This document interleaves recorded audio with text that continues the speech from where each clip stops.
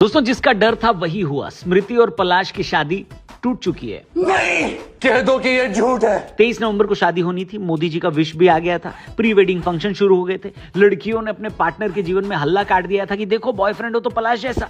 कितने बढ़िया तरीके से प्रपोज किया स्टेडियम में। खाली स्टेडियम ले जाकर रिंग वहीं पहनाई जहां पर स्मृति ने वर्ल्ड कप जीता था। लेकिन अब लड़के कह रहे हैं कि हाँ भाई, कैसा बॉयफ्रेंड था पलाश। अमेरिका क्या कहता था, क्या हो तुम, आज हम कहते तू क्या है बे। हालांकि शादी टूटने का रीजन दोनों ने नहीं बताया, लेकिन अब ये बात क्लियर है कि अगर पापा की तबीयत खराब से शादी पोस्टपोन हुई थी तो अब तबीयत ठीक होने के बाद हो जानी चाहिए थी। लेकिन शादी कैंसिल होने का मतलब है कि जो अफवाह हम सुन रहे थे, क्या वो सब सच था? जिनको नहीं पता होगा, आप लोग जरा आप क्रोनोलॉजी समझ लीजिए। 23 नवंबर को सांगली में स्मृति का होम टाउन जो है, वहां पर पलाश और स्मृति की शादी होनी थी। एक रात पहले तक सब ठीक था। संगीत से फोटो आ रही थी, वीडियोस आ रही थी। अगले दिन जब शादी होनी थी और साल की सबसे बड़ी शादी का इंतजार मीडिया वाले अपनी टीआरपी के लिए और स्मृति के फैंस अपनी इंस्टा रील्स एडिट करने के लिए कर रहे थे, उसी दिन खबर आती कि स्मृति के पापा की तबीयत खराब है, इसलिए शादी पोस्टपोन हो गई है। लोगों ने कहा कि भाई ज्यादा ही खुश थे, नजर लग गई होगी। लेकिन फिर रेडिट नाम की एक वेबसाइट पर इस तरह की अफवाह होनी शुरू हुई कि पलाश ने स्मृति को शादी से एक दिन पहले कोरियोग्राफर के साथ चीट किया।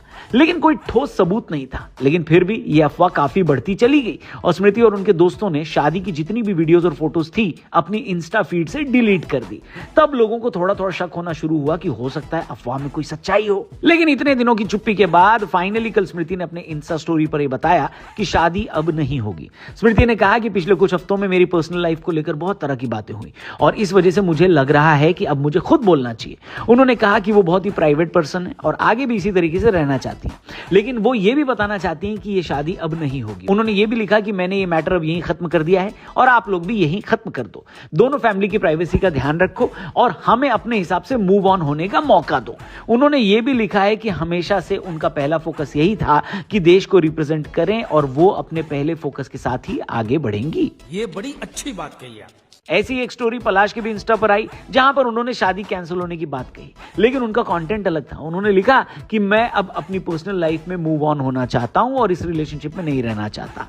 पलाश ने कहा कि उनके खिलाफ जो अफवाह उड़ाई गई उसकी वजह से दिल से बुरा लगता है भाई। ये उनकी जिंदगी का सबसे मुश्किल दौर है और वो इससे ग्रेसफुली निपटना चाहते हैं। उन्होंने कहा कि सोसाइटी को भी सोच समझकर बोलना चाहिए कि कहीं उनके बोलने से किसी को बुरा तो नहीं लग रहा। लास्ट में उन्होंने धमकी भी दे दी कि उनके खिलाफ जो लोग झूठा इल्जाम लगा रहे हैं उनके खिलाफ डिफेमेटरी एक्शन भी लिया जा सकता है। इसी के साथ हमारे यहाँ के देसी जेम्स बॉन्ड लोगों ने यह भी बता दिया कि इन दोनों ने एक दूसरे को इंस्टाग्राम से अनफॉलो भी कर दिया है। फिर जो थोड़े और बड़े वाले लोग हैं, जो जेम्स बॉन्ड टाइप के हैं, उन लोगों ने यह भी ढूंढ कर निकाल लिया कि पलक मुच्छल, जो कि स्मृति की बेस्ट फ्रेंड थी और उनकी वजह से ही शायद इस रिश्ते की नींव पड़ी, उन दोनों ने भी एक दूसरे को अनफॉलो कर दिया है। खैर, सबका भला हो ये हम सब चाहते हैं। स्मृति